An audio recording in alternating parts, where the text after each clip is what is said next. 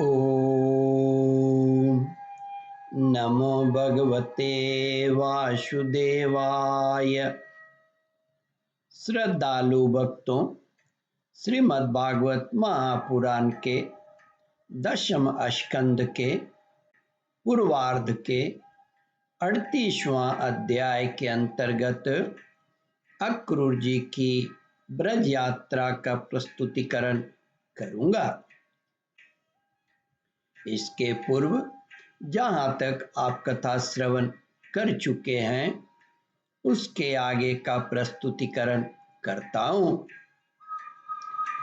श्री सुखदेव जी कहते हैं, परीक्षित, अक्रूर जी इस प्रकार सोचते हुए जा रहे थे। भगवान इस कार्य कारण रूप जगत के दृष्टा मात्र हैं और ऐसा होने पर भी दृष्टापन का अहंकार उन्हें छू तक नहीं गया है।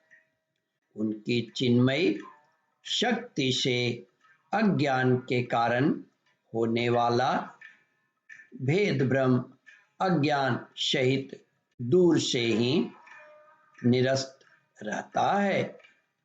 वे अपनी योग माया से ही अपने आप में भ्रू विलास मात्र से प्राण, इंद्रिय और बुद्धि आदि के सहित अपने स्वरूपभूत जीवों की रचना कर लेते हैं और उनके साथ वृंदावन की कुंजों में तथा गोपियों के घरों में तरह तरह की लीलाएं करते हुए प्रतीत होते हैं। जब समस्त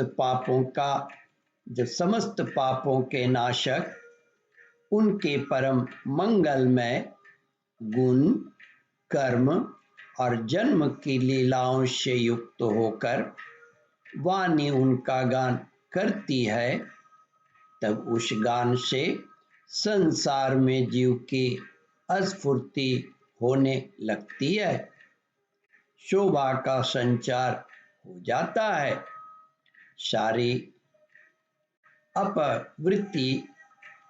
सारी अपवित्रताएं धुलकर पवित्र का साम्राज्य छा जाता है।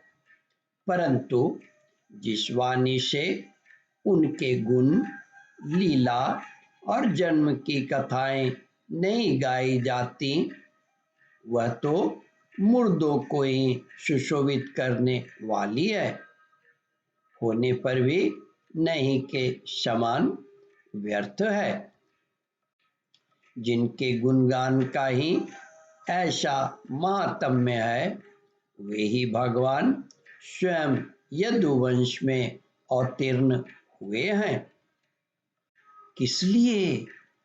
अपनी ही बनाई मर्यादा का पालन करने वाले श्रेष्ठ देवताओं का कल्याण करने के लिए।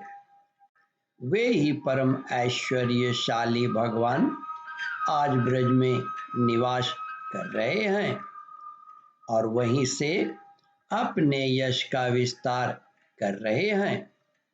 उनका यश कितना पवित्र है। अहो, देवता लोग भी उस संपूर्ण मंगलमय यश का गान करते रहते हैं। इसमें संदेह नहीं कि आज मैं अवश्य ही उन्हें देखूंगा। वे बड़े बड़े संतों और लोकपालों के भी एकमात्र आश्रय हैं, सबके परम गुरु हैं और उनका रूप सौंदर्य तीनों लोकों के मन को मोह लेने वाला है। जो नेत्र वाले हैं उनके लिए वह आनंद और रस की चरम सीमा है। इसलिए स्वयं लक्ष्मी जी भी जो सौंदर्य के अधिष्ठात्री हैं, उन्हें पाने के लिए लालायित रहती हैं।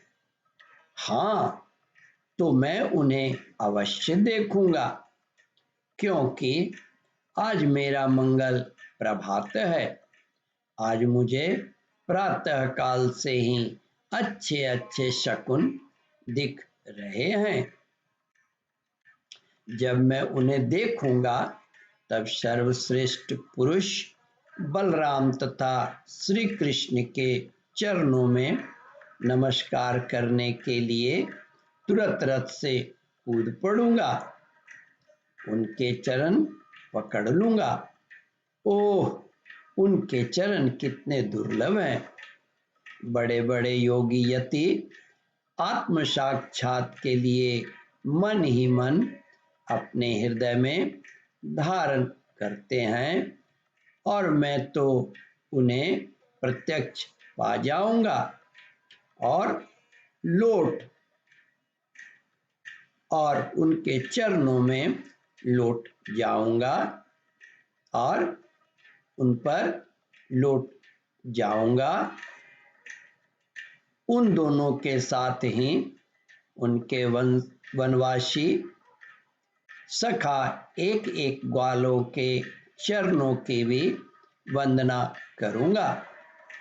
मेरे अहोभाग्य, जब मैं उनके चरण कमलों में गिर जाऊंगा तब क्या वे अपना कर कमल मेरे सिर पर रख देंगे।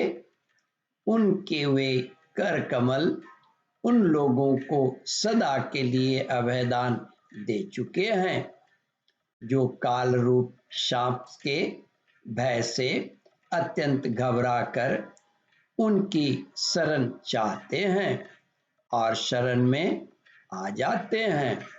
ओम परमात्मने नमः। श्रद्धालु भक्तों, इस कथा को ध्यान पूर्वक श्रवण मनन और इसका चिंतन करें। इस कथामृत का रसास्वादन अपने बंधु बांधवों को भी करावे। इस वीडियो को